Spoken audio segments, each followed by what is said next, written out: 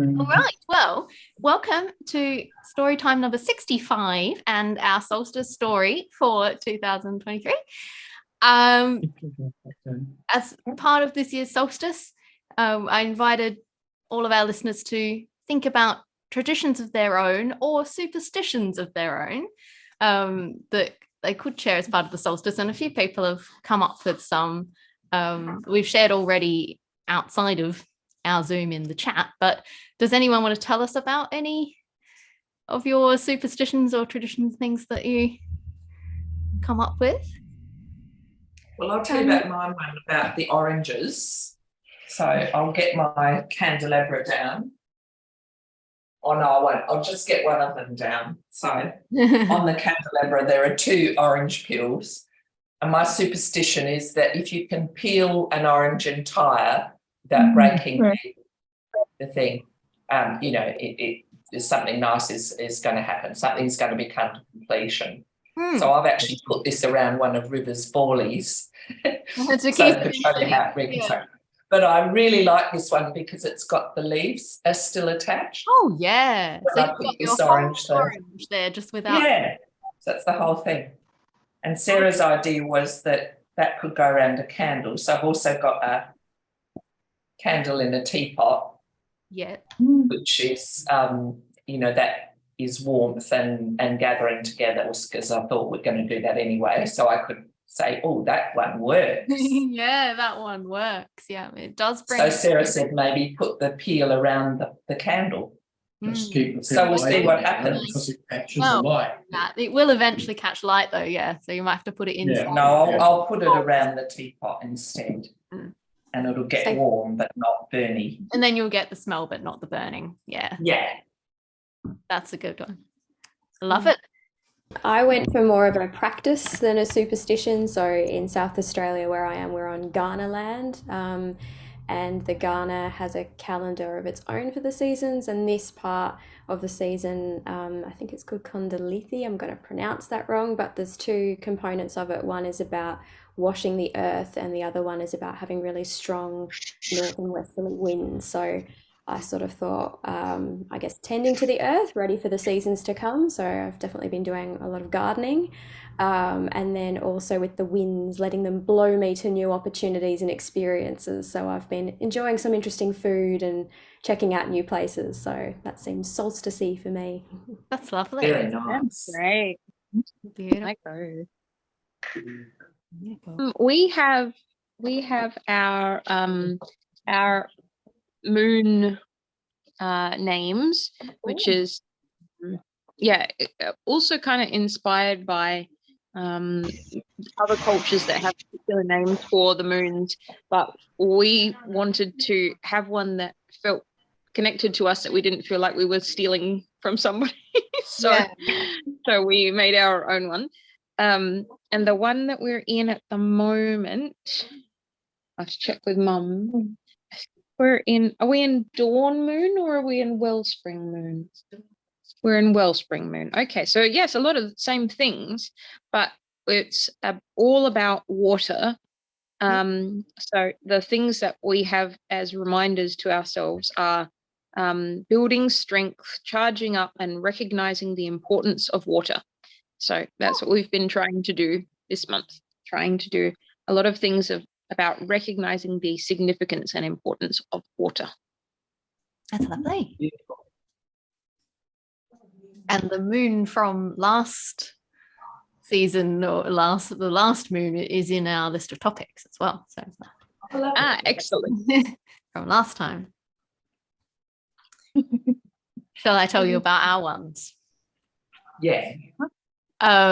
So my tradition that I decided to start for myself this solstice is to have a go at probably some very simple for now corn dolly weaving and plaiting with using the hay that the rabbits have. Then they'll be allowed to have my little woven and plaited creations as little gifts.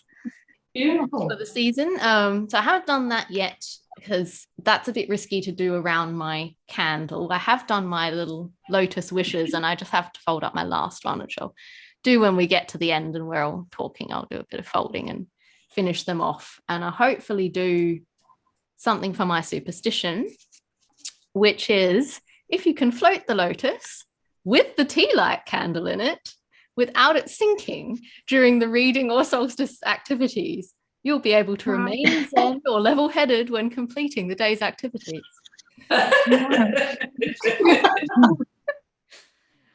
Quick, give me a lotus frequently now. tried to float my candles in my little lotuses in past solstice story times, and they usually they often will stay afloat just nearly to the end, and then they sink.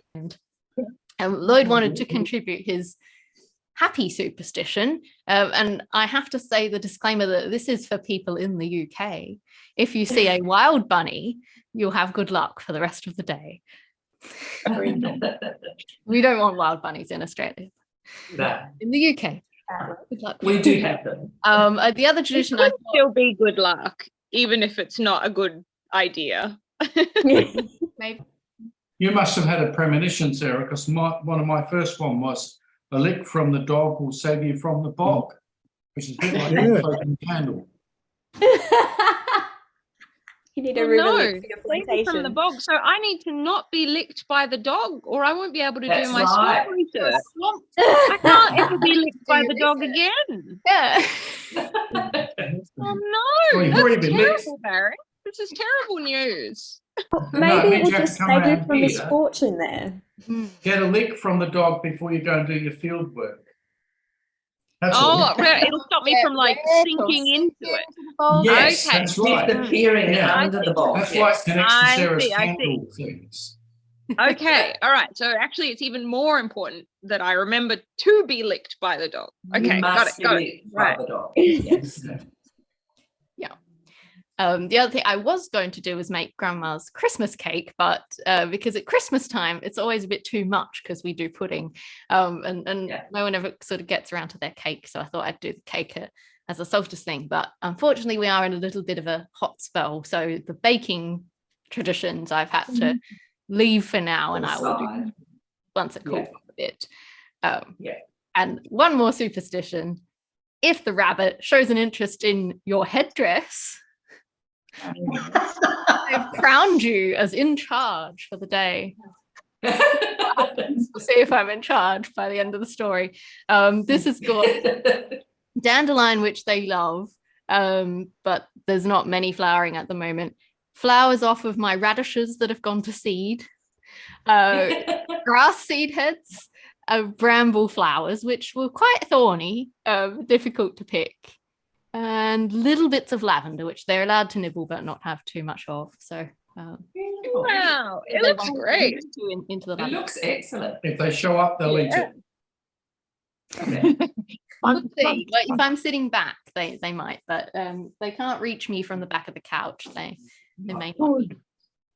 So our other topics for today's story, besides the solstice, of course, were first of all, there was one from Tegan about a misinterpreted question, and we had sort of said like nonsensical questions or whatever. I've kind of had to change it because it was a bit like, what can I search to get examples of this? So I've kind of made it misinterpreted questions, or questions that could be taken in different ways from how they're intended. Then we had watching a game to the end despite the outcome being really obvious. Strange or in-group superstitions, including, related to the above, the idea that not watching to the end of the game will change the outcome of a sporting match. When you don't believe in the superstition, but it affects you anyway.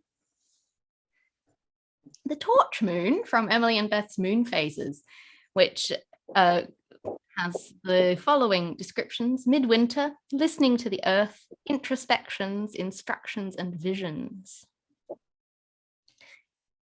Losing something that no one has a clue why you had to begin with. Monuments or historical sites that aren't maintained or promoted as tourist sites. Big attractions that you go out of your way to see that aren't all that. Amateur archaeologists, such as people with their metal detectors. And there was some interest in seeing a bit more of Chad, the rather nefarious chap who we originally saw as Mayor of Trotsam, a little Australian town that I completely made up, but who subsequently ended up in what was Fraser's house and estate and golf grounds.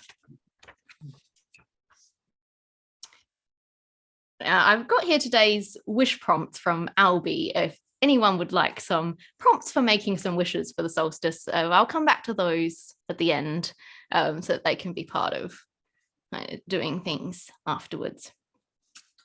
And I have a little poem to get us started. It is called Visions of the Unnoticed.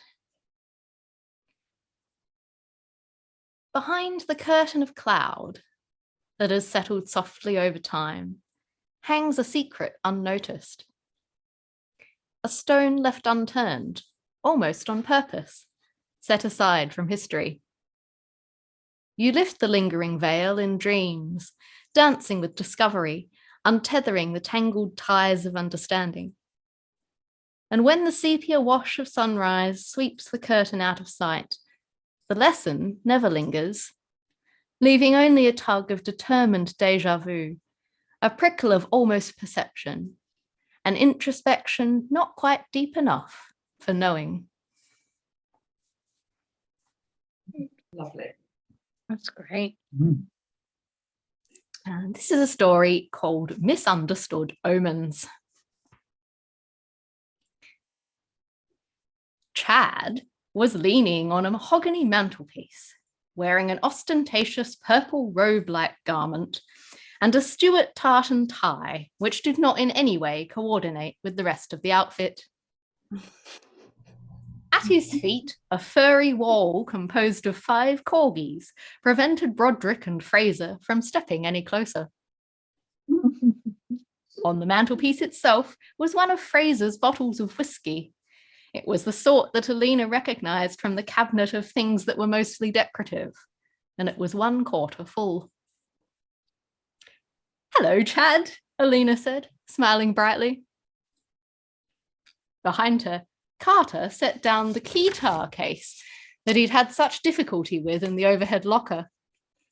He leaned around Elena to extend an arm over the corgis. "Nice to meet you, Chad. I'm Carter from Iron Rabbit."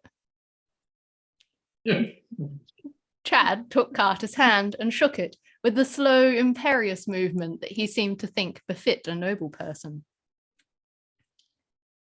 "So, Chad," Fraser started, looking around in a lost, wide-eyed kind of way, "I do feel compelled to mention that this estate doesn't actually come with a title befitting of robes and such." He blinked nervously and picked up Broderick, hugging the large, hairy, and now very angry-looking cat to his chest. "Although this is all very notable." Chad shrugged. "Never mind about befitting, mate. I look like this. People believe what they will, if you know what I mean." Yes, I suppose so," Fraser murmured. "I'm just going to get Carter and Elena set up in their rooms." He stepped around the corgis, his own corgi, Freya, trotting along in his wake, and Elena and Carter followed him into an imposing hallway. "I'm worried, Elena," Fraser said once they were out of earshot, or as out of earshot as it was possible to get in a large stone building with holes. "What would the doctor do?" Elena rolled her eyes. "Well, probably A, not give this estate to Chad in the first place, or B, not be upset when he did a Chad on it, given you let him have it." "No, not about that," Fraser sighed. "I'm worried Chad won't understand about Midsummer." "What about it?" Elena asked, a cautious edge to her voice. Carter peeled off at this juncture into his own room, and Elena and Fraser walked on to the accompaniment of thuds and clicks as Carter began unpacking his keytar, his pet robot, Wombot 5.5, and some basic golfing equipment.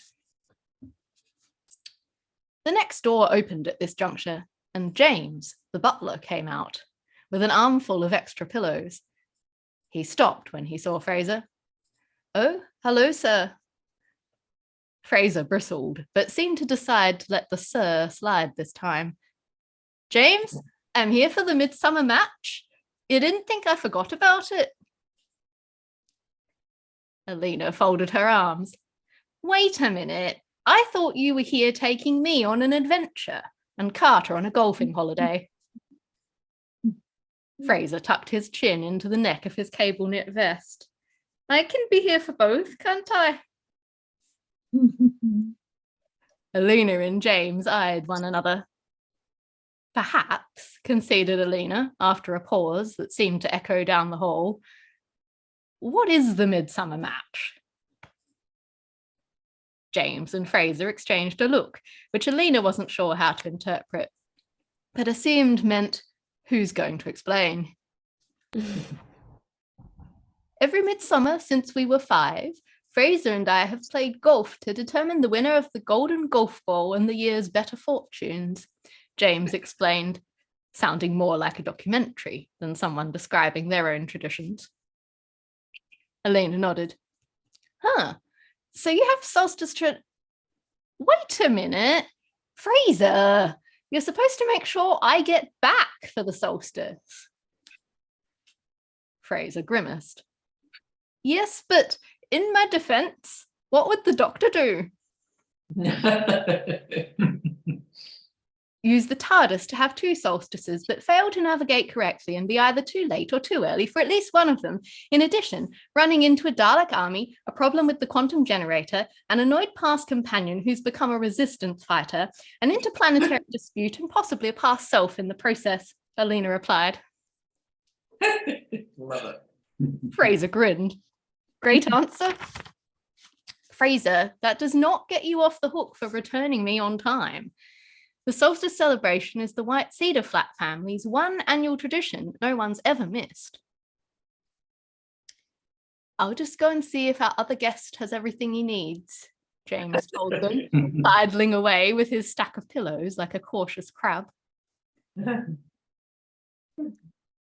Alice, Albie, and Dina, meanwhile, were on a hike. Hike was a term used loosely when it came to Albie, who was rarely suitably dressed for such activities, and tended to spend much of the journey scanning the ground for interesting objects or trying to see shapes in the clouds or mountains.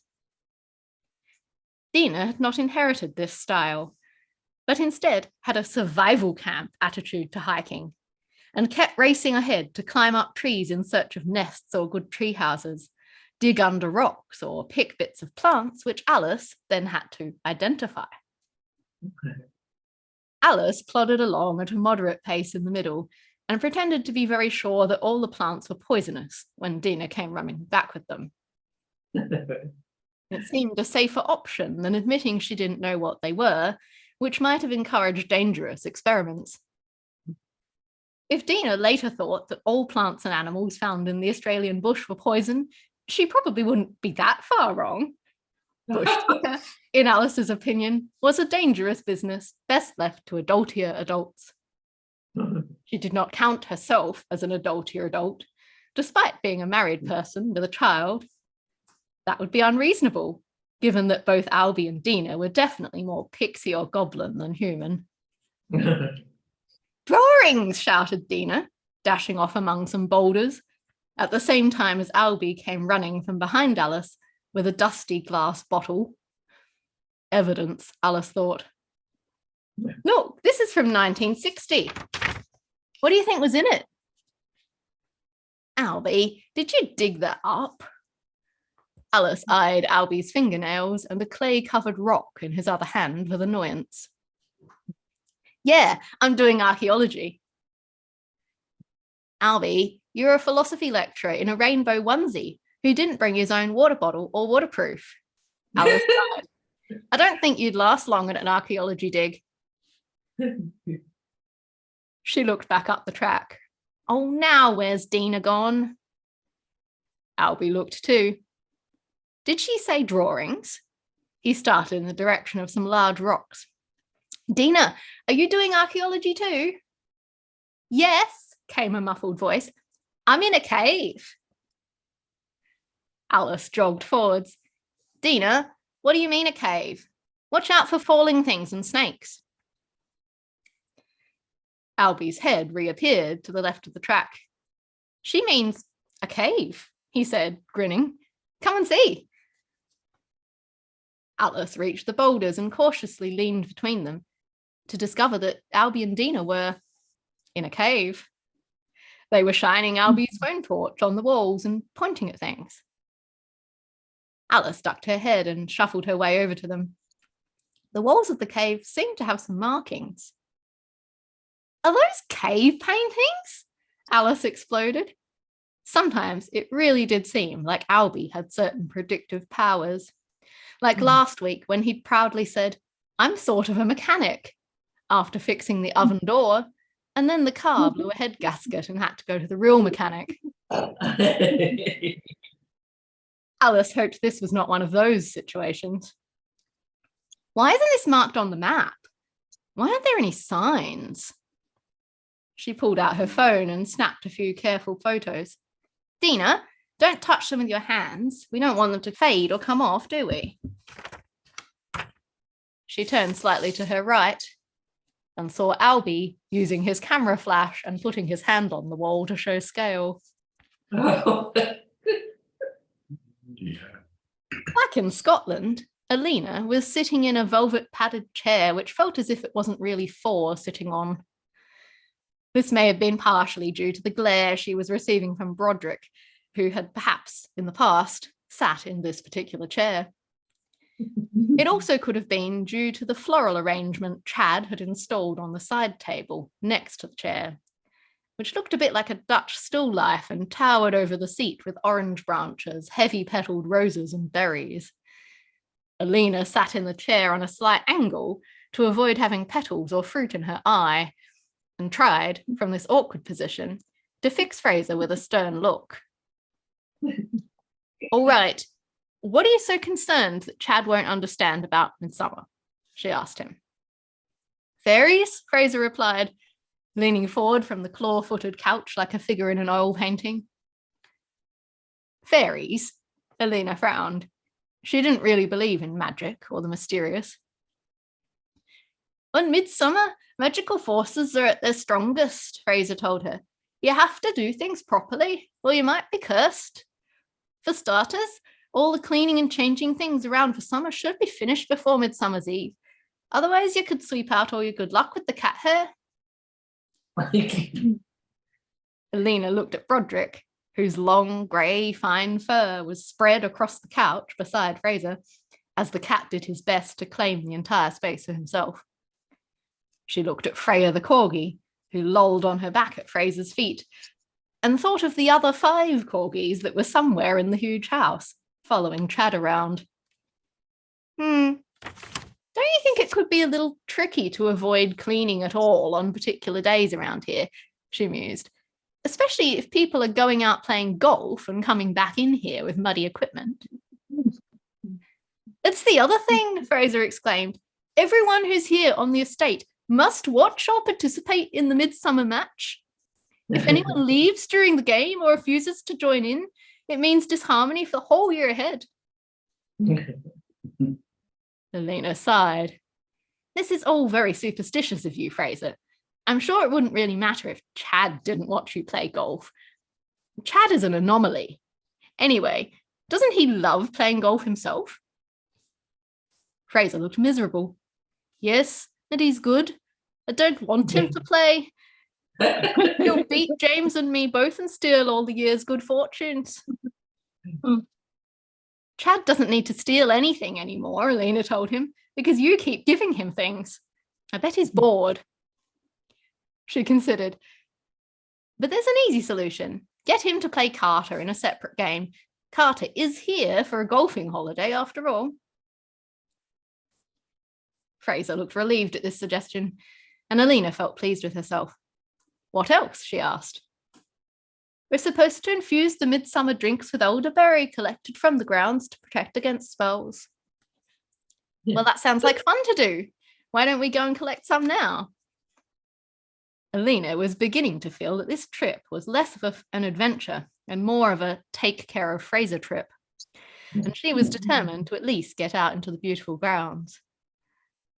I don't know how to identify older, Fraser muttered. James is probably doing it, but Chad seems to have taken all the alcoholic beverages prisoner. Elena snorted. Fraser, you keep getting upset that James still acts like your butler, but you don't know how to do things for yourself. Of course he can't break the habit of doing them for you. Why don't we get out there and get a lesson? Fraser looked wary, but he put on his boots and a coat that looked like it came from the set of Pride and Prejudice, and he and Elena set off across the grounds in search of elder trees and/or James. They found James at the edge of the golf course, sitting on a tree stump. He had a basket of elderberries already beside him and was surrounded by Chad's 5 corgis. James looked somewhat sad, Elena thought, and the dogs seemed determined to do something about this, by all climbing into his lap and licking his face. James did not look as though he found this comforting. Elena sighed to herself. She climbed over a corgi and perched on the edge of the tree stump beside James. Fraser hovered, hesitating either over the idea of sitting on something that wasn't a chair or of sitting close on James's other side. Probably both. We were planning to help collect berries, Elena told James, firmly pushing a corgi away from the elderberry basket. But it kind of looks like you found enough already. Yes, ma'am, all done, James replied, picking up the basket and sitting it on his knee. Elena made a face. Don't ma'am me, James. I've heard you calling me the Hoovian girl when you don't know you're on loudspeaker. She tried to pat multiple corgis at once and to catch Fraser's eye to indicate that he should really ask James what was wrong. Fraser, however, had wandered back towards a row of trees behind them and seemed to be experiencing some confusion over a leaf on a low-hanging branch. Is something the matter, James? Elena sighed. Other than the fact that you're trying to walk 5 corgis and possibly the fact that I'm here. James picked up an elderberry and rolled it between his fingers, staring off across the lawns. I lost a sort of lucky charm that I carry somewhere out on the course. These dogs tangled me up, and I must have dropped it. Fraser suddenly reappeared beside them. Not the wonky fork. James gave a sad nod. Elena raised a questioning eyebrow at Fraser. It's a silver fork, the small sort for getting pickles out of dishes, bent around almost in half, Fraser told her, explaining nothing. We have to find it. I can't play the Midsummer match against James if he doesn't have the wonky fork. It wouldn't be I guess neither of you are going to explain the origins of this essential piece of cutlery or why James normally has it, Elena sighed. Fraser and James looked at her with expressions that said she was stating the obvious. Back in Australia, Jen and Cassie were taking the opportunity of being in the city to visit Fitzroy Gardens. Unfortunately, this well-known and usually beautiful public park was today experiencing unusually high levels of rainfall, even for Melbourne. And as a result, it was under about 10 centimetres of water all over. The trees and neatly arranged garden beds peeked out from an extensive pond where there should have been a grassy surround. And Jen's new boots, on which she'd used her new rainbow laces, had already proven themselves anything but weatherproof, as she and Cassie sploshed their way over to shelter in the conservatory. On the internet, there'd been glorious photos of the conservatory with bountiful bright blooms in all seasons, but in the grey light, with rain washing down the glass outside, the ferns and lilies seemed to sag in boredom. I guess it's nicer when it's not raining, sighed Jen. Oh well, Cassie smiled and shook out her bright orange waterproof coat, ready to brave the rain on the way back. Did you bring some hot chocolate like I suggested?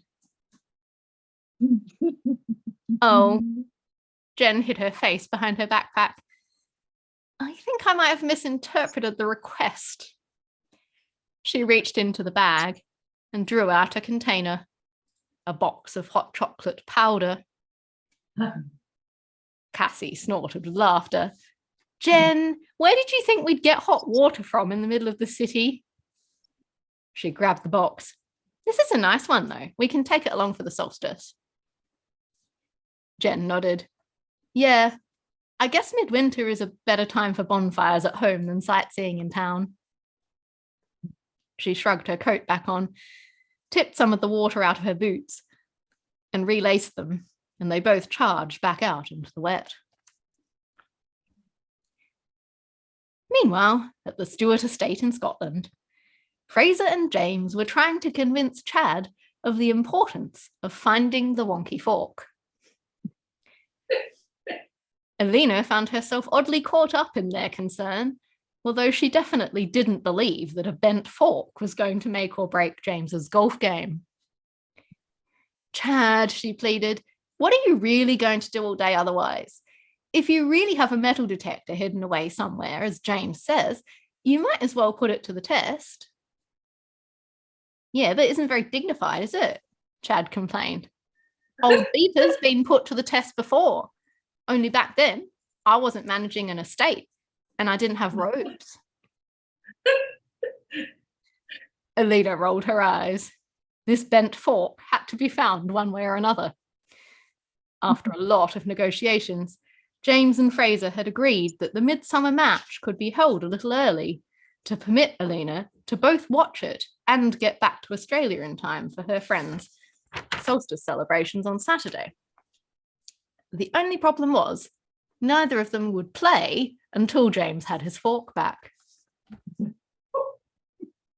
After a lot of persuasion, Chad stomped off to the study to retrieve his metal detector, and Elena, Chad, James and Fraser set off on a loop retracing James's steps, Roderick trailing in their wake and yowling.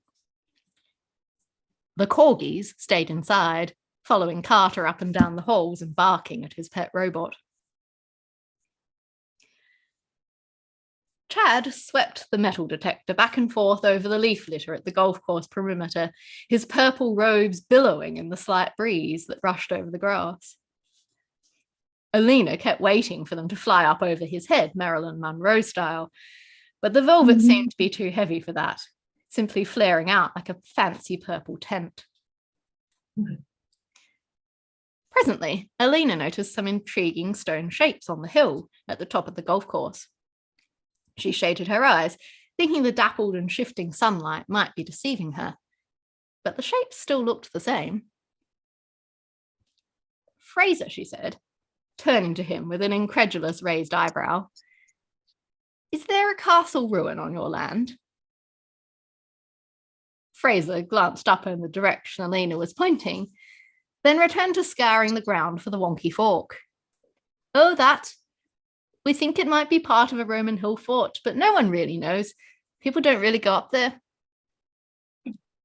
Why not? Spluttered Elena. Shouldn't it be preserved and marked as a historic site and everything? Oh no, Fraser answered, turning his gaze further from the stones. There's a very old rowan tree beside it there, and it's on such a distinctive hill. Elena waited for further explanation, but Fraser seemed to think this was enough. Almost certainly home to fairies, James supplied. Probably why it's ruined. Elena snorted and received alarmed looks from both James and Fraser.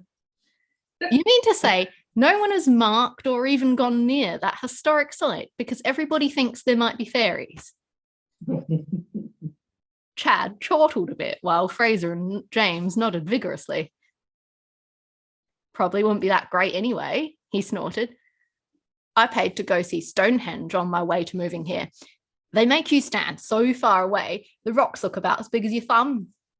He held out his hand to demonstrate, and a tinkle of metal hit the ground. Elena looked down. there on the grass was a small silver fork, bent almost in half, but in a curve, as though someone had tried to make a bracelet from it. Fraser gasped and leapt back, pointing. The wonky fork! The fairies must have had it. Elena stared from him to Chad and back again as Chad's metal detector finally began to make excited noises. The fairies had nothing to do with it, she exclaimed. Chad stole your wonky fork because he's an incurable thief. Shh, snapped James. Don't offend the fairies, Elena. Elena glowered and folded her arms, but it made no difference. She and Chad exchanged looks all the way back to the house, his being very smug and hers infuriated. At Alice and Albie's house in Melbourne, Alice was trying to sleep. This was difficult because Albie had decided to watch a local game of Aussie rules football on ABC iView. The game was not, in fact, taking place live. Nor was Albie typically a football fan.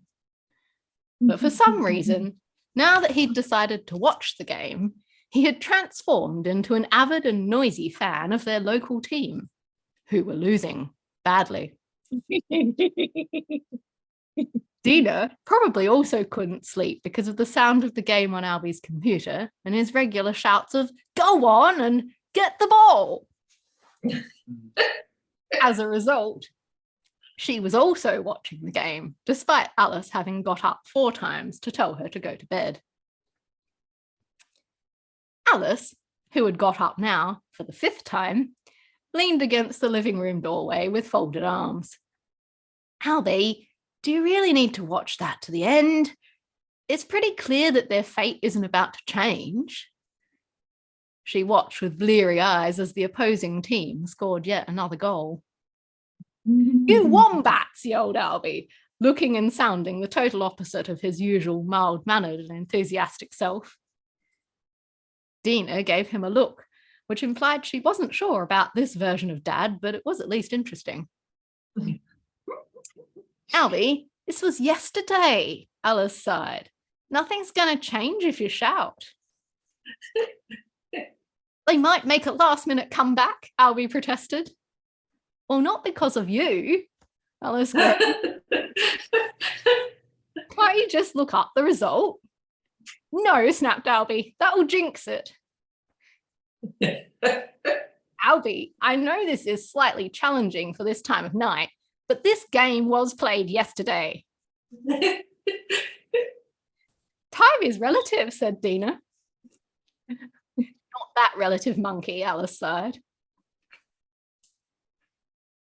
20 minutes later, the football was still droning on, but Albie had used up way too much energy trying to shout their local team into changing the past and had fallen asleep on the couch. Dina snoozing in her beanbag shark in front of him. Alice scooped Dina up and put her to bed and put a blanket on Albie because he was too heavy to do the same with. Then she finally went to sleep herself. Albie was having a lot of strange dreams as he lay asleep on the couch that night.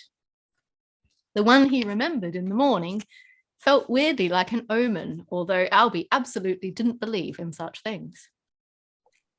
In it, Chad, the dodgy guy that Elena's friend Fraser had given his estate to, was cackling from the depths of a bubble bath while the roof of Fraser's mansion cracked open and corgis rained down to fill the rooms, dropping from the sky like furry rain.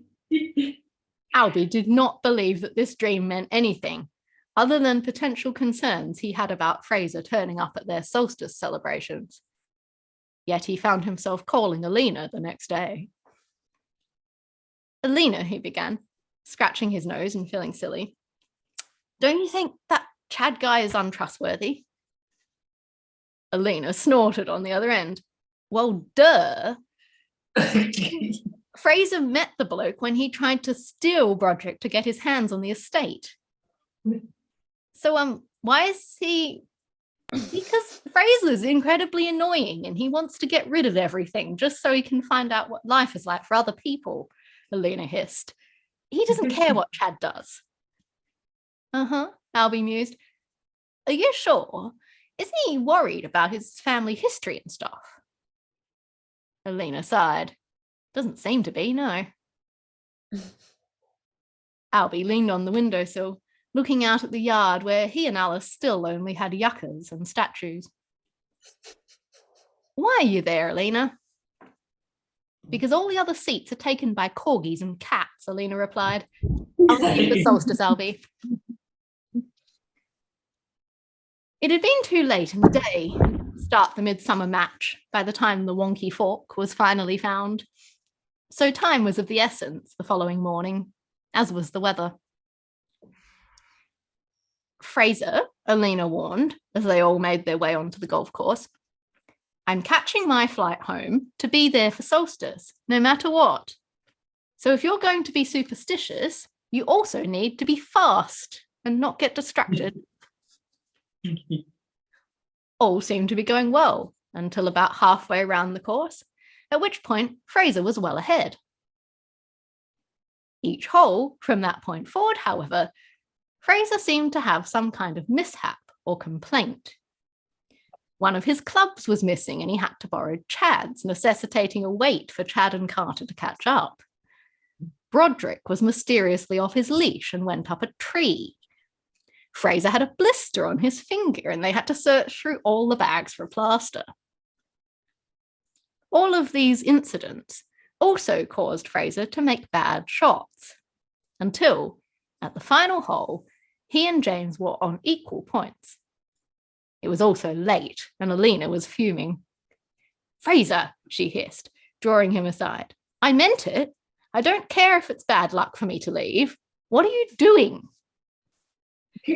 No. If you go, things will change. Fraser waved his hands about, gesturing at nothing. Then take your last freaking shot and get a good score. And I'm going, Elena demanded.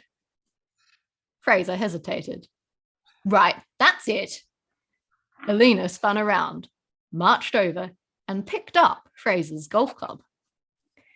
A flash of déjà vu prickled at her as her mind matched the situation with the circumstances under which she'd met Fraser. Elena was not a golfer. She was not, in fact, renowned for any sort of sporting ability. But that had not seemed to make a difference that day, when in front of Fraser and James and some temporary golf friends, she had, with terrible technique, somehow hit a hole in one. Now, Elena swung back the club, horribly. She thrust it forward with her eyes shut. Somehow, she made contact with the ball. And just like that day when she'd stumbled upon this golf course by accident, she opened her eyes to see the golf ball sailing in a perfect arc towards the little flag in the distance. Fraser and James stood frozen, James' golf ball visible on the hillside ahead of them. Well, James murmured after a while, I suppose you win. I don't though, Fraser whispered. Elena does. Elena rolled her eyes. That's silly. I didn't hit any of the other shots. Fraser wins. Now come on. She started off after the ball. Presently, James trotted up alongside her. Fraser's right, he said. Now begins the reign of Elena. He produced from his pocket the most absurd object Elena had seen that day, the golden golf ball. The reign of Elena. Elena put the very heavy ball in her shoulder bag. That seems a bit much for one lucky swing of a golf club. Well, it's how the Midsummer match works. James gave a small shrug. The year is yours, ma'am. Then he muttered something else under his breath. Elena frowned, taking out the golden ball and turning it in her palm. James, she sighed, You do realise that I didn't convince Fraser to put Chad in charge or go overseas. I don't want Fraser to come and live in Australia. Really? James glanced back at Fraser, who was taking a very long time to rearrange Broderick's harness. Do you plan on staying here then? No. Elena rolled her eyes, exasperated. I want to visit sometimes and weirdly win at golf and have random adventures that are kind of outside my normal life. James moved a bit down the slope to hit his golf ball into the hole. Why? Because I'm like Doctor Who, Elena replied. I'm afraid those references are rather lost on me, James muttered. It's one of my many failings. I have travelling companions, loyal friends, and people to fight the great evils of the universe with, but I don't date them, Elena told him. Fraser's really good at adventures, sometimes, but he's pretty annoying to have around during day-to-day life. Yeah. She stole the flag out of the turf and began walking back towards the manor. My friend Albie rang me last night, and he said to me, that Chad guy is really untrustworthy. Why did Fraser give him the estate? And I said, oh, because Fraser's silly and he wants to know what it's like to not have all that. But then I thought, actually, Fraser might not have any common sense, but he's not that silly. So why else would he put Sir Steal-a-Lot in charge of the family heritage? She spun around and tossed the golden golf ball back to James, who scrambled to catch it. I think your working as the butler here has something to do with it. James blinked at her. But now he's not that silly, but he isn't that smart either, Elena replied, rolling her eyes. Now, I have a second solstice celebration to get to, and I'm going to lose a day getting there, and my TARDIS is missing. So work it out, amazing humans. Elena went inside to get her stuff. Albie watched in confusion as Cassie manoeuvred into Elena's flat with 4 bulk packages of flour and a basket of craft supplies. I thought you pre-made the lasagna buns, he said. Cassie shrugged, passing one of the huge flour bags to Alice. Jen asked me to go get flour for the coin cake, and then she said, if they have cinnamon, get 4. They had cinnamon. Oh. Cinnamon, echoed Crackers, Cassie's old galah. Elena snorted from the dining table, where she was cutting up leftover wrapping paper into squares for origami. Cassie, that's like the sort of mistake I would have made as a kid. I think Jen meant for you to get 4 jars of cinnamon, not to get more flour if they had cinnamon. Oh, Cassie smacked herself in the forehead. Oops. Where is Jen? Albie asked, snipping the ribbons on the holly he'd just added to their Yule log. She said she was just up the road grabbing some extra candles after she got off call from the vet, but she ran into a nice cat waiting outside the shopping mall, and you know how she is. She felt obliged to sit with it. Elena groaned. A cat waiting outside the mall like her dog, as in a cat on a leash. She frowned. Actually, that's weird. Maybe it's not. Oh, Cassie was swiping at her phone screen. Turns out it is actually Broderick. He just ran off because he saw a guide dog. Oh, Elena thumped another origami square onto the pile. Why can't Fraser tell me he's coming like a normal human? He probably got the flight right after mine and went and stayed with dear old Betty. I don't suppose he's got James with him. Cassie shrugged. Jen just said they're walking back now. Is Diver coming? Alice asked, leaning around the kitchen doorway. I need to know how many coins to put in the coin cake here. I think he's at sea, Cassie told her. He'll try to video call us, but it might be patchy reception. Dina ran into the room at this juncture, pursued by Daffodil, Elena's rabbit, and the automatic vacuum cleaner.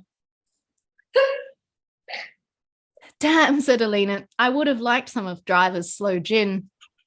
Does anyone else feel like this is just utter chaos? Entropy has us in its grip. Entropy probably can't be described as having a grip on anything, Albie countered. Then the buzzer rang, and Jen appeared at the door with Fraser, whose shirt had burn marks on it and was creased in such a way that it looked like he was wearing a box on the diagonal, one point of the diamond sticking out from his chest. Elena just looked at him for a moment. Then she cackled with laughter. You tried to learn how to iron, didn't you, Fraser? Fraser nodded and proffered 2 bottles. I have Diver's slow gin, and this is the elderberry whiskey from home. We didn't drink any before, Elena hissed in mock horror. How were we not cursed by the fairies? Luck, I suppose, Fraser replied, seeming unconvinced. Broderick, Elena could have sworn, winked at her. But cats didn't do that sort of thing. Why didn't you get James to teach you how to iron instead of destroying your shirts? She demanded, going over to try to reshape the shirt disaster. I don't know where James is, Fraser told her. Elena stopped trying to fix his shirt and stared. I'm sorry, what? He's gone somewhere, Fraser shrugged. Right, Albie jumped up, setting the Yule log on Elena's coffee table. Let's not get... Hold on, do you mean to say that Chad is alone at the Stewart estate right now? His eyes widened. Maybe my dream was a vision. Carter from Iron Rabbit is there, Elena said, but that probably doesn't help. Alice took Albie by the shoulders and steered him towards the table, and Jen and Cassie did the same with Fraser and Elena muttering under her breath about ignoring the doctor's orders. We're going to do our wishes and eat roast and have coin cake and lissacata and slow gin and poetry, Cassie told them. And we can panic about Chad tomorrow when it isn't our solstice celebration. Soon everyone was writing down wishes and sipping drinks. The candles were lit and the origami lotuses floated like real water plants in a shallow dish on Elena's dining table. Roast and cake were eaten, and Fraser got far more than his share of the lucky coins, nearly breaking his front teeth twice. Albie forgot about his worrying dream and read poetry and eventually made Fraser sign the Solstice Pact, which Fraser took quite seriously. As the afternoon drew on into evening, and the candles made dancing shadows and dripped wax on Elena's crockery, Fraser frowned and looked around at them all. Why are we here? He asked. Albie raised his head and looked off into the middle distance, in his element. Well, a popular theory is that we actually exist inside a simulation created by other beings doing an experiment or playing a game. But I like to tell my students that we're here for the pure experience of being here and to impact the experiences that each other have, just as we're consciously doing tonight. Fraser nodded pensively. He meant, why are we in my flat and not at Jen's farm, didn't you, Fraser? Elena chuckled. To tell you the truth, it's so that you could find us, Fraser, if you came. Fraser looked down at Broderick, who was sitting on his lap with his front paws and chest on the table, and nodded. I don't like running the golf links, he sighed after a pause, but I don't like Chad in my ancestor's house either. So make Chad take over the golf part, the tourist stuff, the business, but not the historical buildings, Elena suggested. What's he need to live there for? You could buy the buildings back from him. But then I have to do things to look after the place, Fraser complained. No one likes being an adultier adult, Fraser, Alice whispered. The secret, according to my great-aunt Madison, is to fake it. Apparently all the other grown-ups are only pretending too. Fraser looked at her, twisting one of the paper lotuses in his fingertips. How do you pretend so well then? Alice's jaw dropped. Me? I'm not a believable grown-up. She glanced at Albie. We're about half an adult's worth of sense each. She added. Together we just about have people convinced. So really the secret is having a team, Cassie said. That's why the White Cedar flat family still hangs together, I'd say. Jen and I are a decent team, but you original three, she indicated Elena, Albie and Jen, have always just about made one well-functioning grown-up between you. She broke off as Jen bopped her on the head with a roll of paper towel. Shut up, Kit Cass. People are under the illusion I'm a responsible adult all by myself. Elena watched Fraser digesting this information. I think maybe giving away all the family fortune isn't doing what you intended, she suggested. I think you wanted to even a specific playing field, and you thought you'd do that by digging your side down instead of just spreading it out. I think we all know Chad can't manage any of it. He's just got help, experienced help. Chad could wander off into the Highlands and be stolen by fairies, Fraser, and James wouldn't even blink. His family have been working there as long as mine have been living there, I'd say, Fraser replied, his tone morose. Alice put her head in her hands. Yeah, dude, working for you.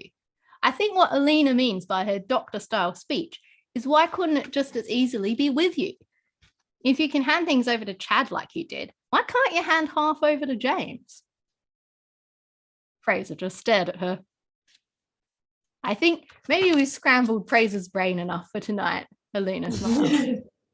Are you all staying? I can't promise that Daffodil won't chew your sleeping bags. In the morning, the sardine-like row of sleeping bags on Elena's floor rolled out of alignment at the sound of the door buzzer. Dina got up and started playing a kind of hopscotch over the adults, who were rather slower to stir. Happy new turn of the seasons, she sang out, causing everyone to wince. On the couch, Broderick extended his paws just a bit longer and patted Fraser's eyelids. Someone at the door, Alice muttered, cocooning herself further into her sleeping bag lining. Jen stuck her head up, then stood up with her sleeping bag still on and kangaroo hopped across the room. You're excused, she told Fraser as she passed. You have a cat on your lap. Well, on all of you, really. Elena appeared out of her room, using one slippered foot to help keep Daffodil on the other side of the door. Oh, thanks, Jen. Jen pressed the unlock button on the intercom and opened Elena's door. James was in the corridor, perfectly attired as ever in a suit, and looking alarmed at the pyjama-clad crew inside. Don't let him in! Fraser shot up from the sofa, sending a yowling Broderick plummeting to land on Albie's face. Fraser! Elena and Alice chorused in dismay. Your solstice is like a New Year's celebration, Fraser pressed on. That makes this New Year's Day and James' first footer in Elena's home if he crosses the threshold. If he doesn't bring her a gift, it means disharmony. If he does, of course, it's an excellent luck. But he wouldn't know. James cleared his throat. I resent that, Fraser. I know all things pertinent to this occasion, courtesy of Albie, who sent very clear details in advance to anyone who could possibly be attending. He produced a bottle and a tin, which he handed to Elena before stepping inside. The real elderberry whiskey, prepared to the proper traditional recipe from Fraser's great-uncle's butler's records, and Christmas cake, because I'm told this is something of a Christmas and New Year in one affair. I apologise for my absence last night. Lord Chad, as he likes to be called, decided to try collecting honey from the beehives while I was away trying to secure our place on a golf tour circuit next year. Needless to say, he didn't get on so well with the bees, having never been introduced to them and so forth. Elena winced. Is he okay? Oh, yes. Might not be so keen to spend his time around the manor for a while, though, James replied. We should see the sunrise, Fraser broke in suddenly, for the new year. Did we miss it? Albie laughed. It's winter here, Fraser. We didn't miss anything. Fraser went to Elena's balcony doors and James went to follow, then turned back to Elena, slipping something from his pocket. One more thing for you. You were pretty rude to the fairies. I think you're the one needing a lucky charm this year. He handed her the wonky fork, then turned without a word more and went to join Fraser on the balcony. Everyone else set about getting coffees and teas and leftovers for breakfast, and had almost forgotten James and Fraser were still outside when they reappeared in the living room. We have to go home, I'm afraid, Fraser told the group solemnly. Chad can't be trusted to care for 6 corgis, let alone the house. Albie snorted. I'm glad you realised that now, Fraser, he laughed. Fraser was hurriedly packed up and he and James were out the door as suddenly as they'd arrived. As they were walking away down the corridor, Elena pushed through the open door past Jen. Hey, James, wait a minute. James turned, eyebrows raised. Elena held up the wonky fork. You owe me a story. What is this? Why is it lucky? Why is it wonky? Why did you have it?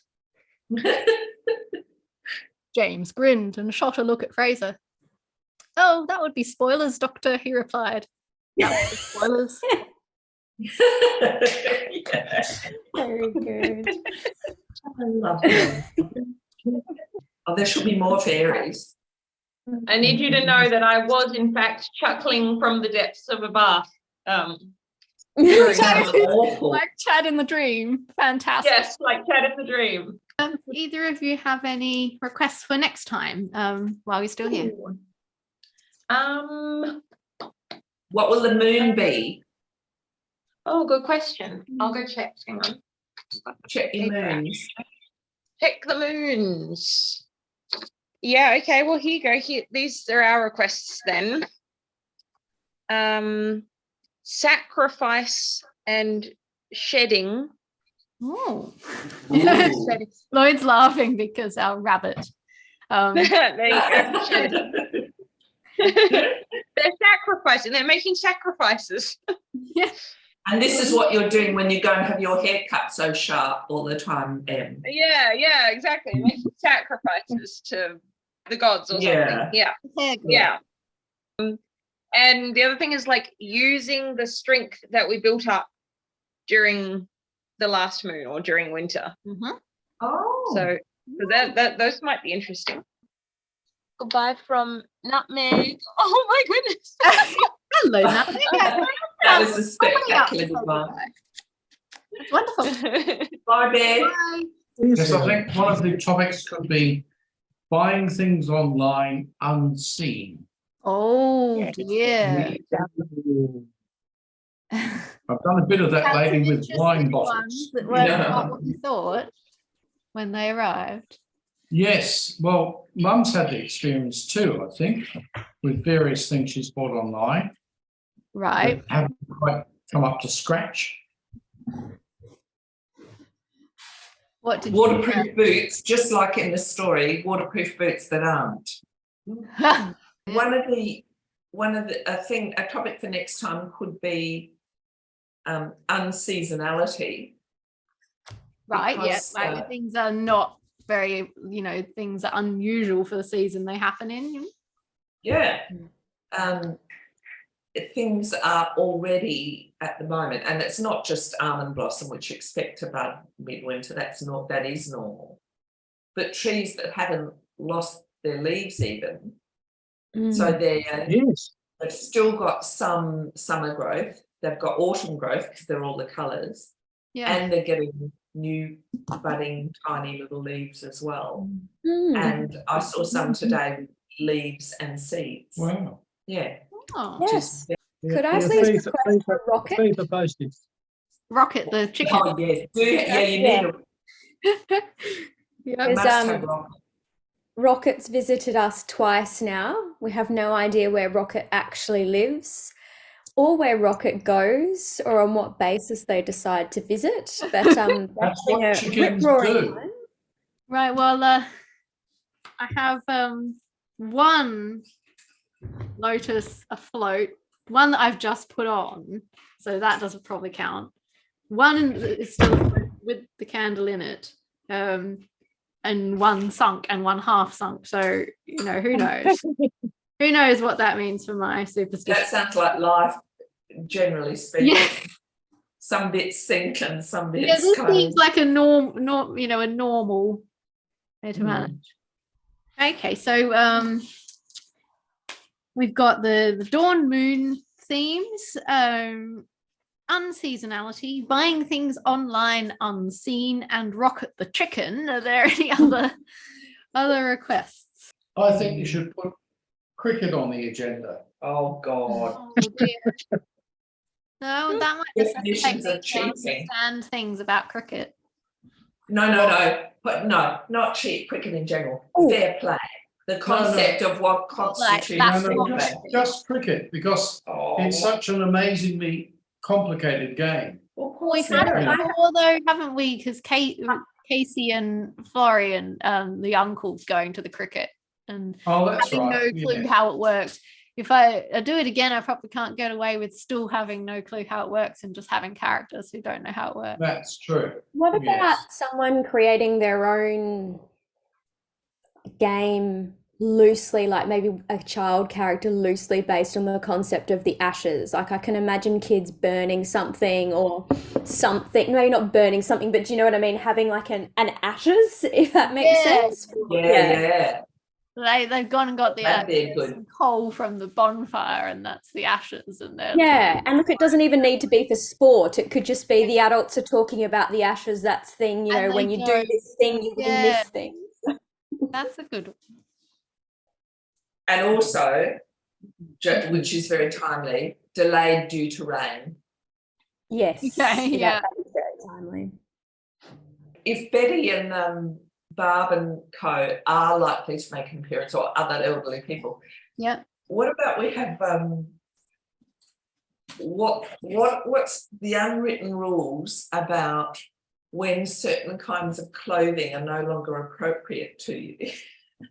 Like when you shouldn't Because use anymore. currently I'm going through my wardrobe going, no, Can I it wear? still fits, but oh no, you Well, know. Betty would be a What about with that idea as well? Maybe it's just it could also just be clothing that's really unlikely for the context. yeah. Yes. And I mean that's Can I Betty wear and this when I'm at Ugg boots in summer. I'll yeah. I went Boots, to a yeah. load this own went to a wearing Ugg boots outside. I went Thongs to a in garden winter. centre today, and like the head gardener chap was wearing a beret, and it was like a very, very fancy beret. Yeah. And it was just, you know, it was like, excellent beret. But my immediate thought of if that hits the drink, if that hits anything, the practicality of it was a bit questionable given the Yeah. context. Yeah. I think it could be good. Like I can feasibly see certainly Barry, and just the last week me. I can't usually wear Ugg boots; they're too warm. But I've pulled them on at night 2 or 3 times. Yeah. I usually end up picking them off halfway, but I can imagine going, oh my God, I've forgotten to get and off you go down to, you know, the dress shop or something. Yeah. And Wearing, you've got your kilt on, but you've got your own boots, you know, or Yeah. something. Yeah, something Imagine incongruous. that'd be fun. That would be funny. I reckon one last one will be the concept of rivals. rivals. Yeah, as in sporting teams, individuals, Yeah. all that type of stuff. Where You're there sort are, of thinking along like famous lines, like, you know, yeah, it could be. Manchester United and such other team are, you know, extreme rivals, and you Yeah. know, or you know, such and such celebrity. Could be. Yeah. I mean, the reason I brought it up is because I've just read the preliminary rounds of the FA Cup, Right. and you've got these amazing things like Basingstoke United versus Couple Vale City. That Right. nobody's ever heard of, but they're huge rivals because they're opposite towns in Wales. Oh, right. They've been drawn against each other. Yeah. And, like Huddersfield's got 6 supporters and the other place has got 10. And 25 people come to the game. And I was going to read out Albie's little prompts for wishes, if you want to do some wishes, either for your lotuses or you've done a Yule log, or you just want to do some somewhere in a journal or something. So there are 4, and it's a wish for something you will learn or come to understand. I will send you these as well, so don't worry about like madly scribbling them. A wish that is for another, which doesn't necessarily have to be a human other. It can be a wish for River, or just for something other than yourself. A wish for something you will find or discover. And a wish for something you will give or receive. All right, so I'll just have a look to see what our August date is. And it is the 12th of August. 12th of August. Good. That's good. Oh, did you manage to put the peel around the candle? Yeah, got around the candle. I'm about to set fire on the Take a kitchen. picture of it. Take a picture of it on your end for us, Or it catches a light. There, I've just moved that but we can't off see it very the close. flame, and that looks rather beautiful. Yeah, before we go today, one other question for you all, which I will pop in the chat as well, because a few people have gone already. But I can't remember whether I already asked for questions for the afterward parts of the 2 Storytime collections that I'm working on at the moment, which is 4th and 5th year. So the one I'm currently typing up and illustrating is As Long as There's Tea, which beautifully named by Claire. One of our sessions when we first finished it. There's lots of sort of things not quite going to plan, I suppose. Yeah, so I've got that one, and I've got the 5th year to do as well, and that does have a name which I'm trying to think of now. Novelty. It's to because we decided that it was kind of to do with new experiences, meeting new people, working or being friends with people you maybe wouldn't normally interact with, that sort of thing. I haven't quite decided what to do for the cover of that either, but I thought maybe it sort of spilt tea coming out, so it's a puddle, and then the reflections like a little patchwork with lots of different scenes in it, so it's the idea of different stuff that doesn't normally meet coming together. But what I don't have is things to write about in the afterwards in these 2 books. So I've done a very quick little forward as usual, so explaining what Storytime is all about, and how it came about and how long it's been going on, a little bit sort of how it is One for each book that's related to the theme of the book. So for the first one, tell us something about I guess being under the pump with writing this series and how you overcame that, or what's it like when you're maybe down to the deadline, or you've realized, oh goodness, I'm meant to put this in, or it's just really not coming together. For the first one. And then for the second one, what's something that you've experimented with yourself in writing that collection of stories? Things that new things I've tried as a writer. Yeah. So thematically appropriate. All right, I'm just gonna write the titles down so I have somewhere to put these. Another process one, and I'm not sure which bundle of stories this one fits with better, but just thinking about I guess there was the pandemic somewhere in the midst of all of that, where we were doing a lot more, everyone was doing a lot more of this.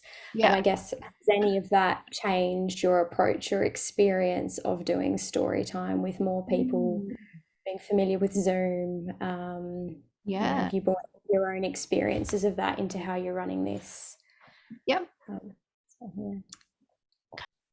Have you found, in fact, that any of your stories are prophetic? Appear to have a prophetic element? Yeah, something along those lines. Right, yeah. I like to tell which way the loop goes because, you know, like you put the seed of something into a story because it's something relevant for you, put it in as a topic, then I do the story about it, and then you keep noticing things that belong. That's true. It's the like Hawthorne effect. Galahs are now crackers and all of that. Yeah. Definitely. And that is universal Whenever you to see anybody who heard that story. Yeah, you see on In the fact, road, in fact, when you see a really large gathering of galahs now, I go, oh, party crackers. Party. I like that.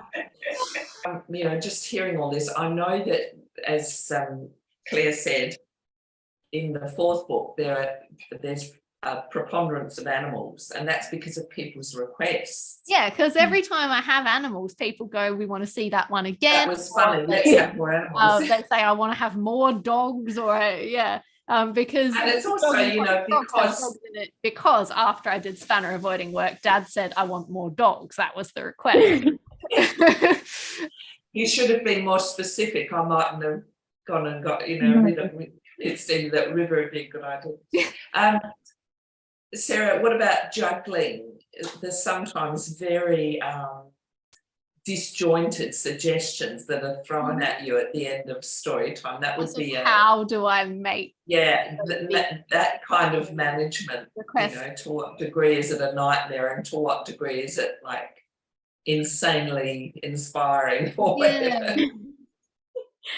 And maybe which animals are the easiest and trickiest for you to write? Oh, that's okay. Animal characters. That's a good one for that third one. Species. A fourth one. There's a lot of worlds colliding, so I'm sort of wondering maybe a question about what's it like writing different characters meeting up, different countries kind of crossover, and like cultural differences. People have been kind of fascinated and presented you with pretty extreme things like, you know, I want Betty and, you know, Chad in the same, you know. There has been a bit of that increase specifically in kind of year 5 and going into this 6th year moment, that people request characters and combinations of characters. Like you would not have contemplated when you first created. And I'm like, oh, look at my like generations chart. There'd be a question about managing the concept of celebrity and stories, because you do that a lot with Fraser. Like also with like Doctor Who and, you know, the actor that shall not be named, and celebrity, and how much you're not borrowing, but how much you're referencing and things like that. The juggle of references and what you can and can't say, and what's like, And I also think, given some of the, even tonight's story as well, but, you know, so that'll go on into the next one, but that thing of the expat experience and how that influences your writing. So you're really writing with in-depth knowledge of 2 countries now, and you know how handy that is, and how awkward it is in the sense that there'll be many of your listeners who you know might watch the recording later who aren't familiar with the Australian stuff, and vice versa. So and vice versa. Expat I had a really weird experience like that when I played the role-playing game for Emily's birthday, and we were having a discussion afterwards, and I went to say something and I went, what word do I use? Because the other 2 people were American. And I've got really used to using the British words for things: peppers, courgettes, aubergines, trousers. Right. We were discussing outfits and I was saying something about pants. And do I say pants? What do I say? And I do experience that when I'm writing the stories now. It's more so than anything about like describing situations and things, because then the characters are in a place, so I can use the language or the context of that place, and I can just look it up if I'm not sure. But with the language that I use to tell the story, I'm starting to come up against, like, should I use the British word or the Australian word? For example, in today's, there was a Fraser with a blister, and I went to write Plaster. Band-Aid, and then I went, oh, I think it has to be plaster because they're in Scotland at the time, so it's probably going to be called plaster by the Plaster. But then I'm thinking, are the Australian audience going to be like, oh, that's weird, why did you say plaster? You know. Yeah. Well, thank you, Sarah. That was a lovely night. Yes. Good All right. story. So I hope if you haven't yet, you'll do some wishes and things, enjoy some Yes. special foods and beverages. Thank And you. giraffes. Yeah, I'm trying to use my Bye. mouth. All the best of giraffes. Yeah.